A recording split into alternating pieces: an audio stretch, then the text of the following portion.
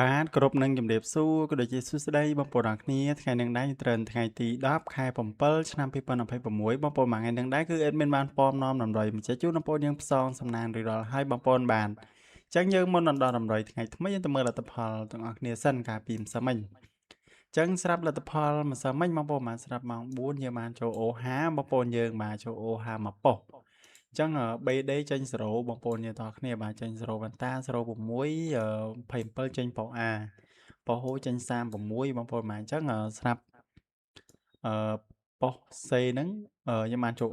អូហាបងប្អូនបានអញ្ចឹងប៉ុស្តិ៍ហូបើសិនជាបងប្អូនលេងអូសចូលអូ30បងប្អូនយើងទាំងអស់គ្នាបានចេញ36អញ្ចឹងស្រាប់ម៉ោង4យើងបានចូលប៉ុណ្ណឹងយើងទៅមើលម៉ោង6ម្ដងបងប្អូនយើងទាំងអស់គ្នាបាទបើនិយាយទៅស្រាប់ម៉ោង6:30នាទីបងប្អូនយើងបាទម៉ោង6:30នាទីកាន់តែឆ្ងាយតែម្ដងបងប្អូនបាទអេដមីនអូ30អូហាអត់មានចេញអីមកខ្ទង់បងប្អូនយើងបាទ33ក៏អត់មាន53ក៏អត់មានដែរបងប្អូនយើងបាទអញ្ចឹងស្រាប់ម៉ោង6គឺយើងញ៉ាំស្អាតហើយបងប្អូនយើងបាទសូមអធិស្ឋានមែនទេបងប្អូនអញ្ចឹងយើងសង្ឃឹមថាថ្ងៃទី10យើងយកហេងបងប្អូនទាំងអស់គ្នាបានយកហេងវិញបងប្អូនបាទ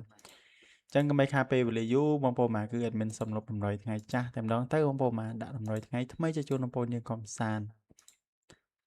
ចឹងថ្ងៃនឹងដែរយើងត្រូវនឹងថ្ងៃទី10បងប្អូនបាទថ្ងៃទី10ចឹងស្រាប់លេខអូយើងស្រាប់2លេខយើងមាន84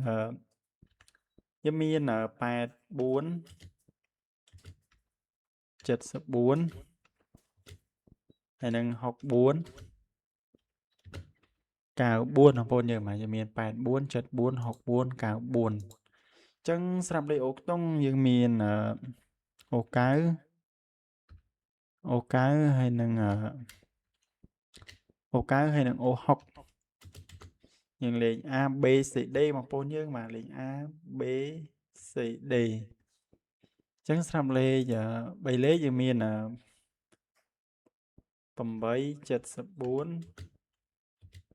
093យើងមាន874 093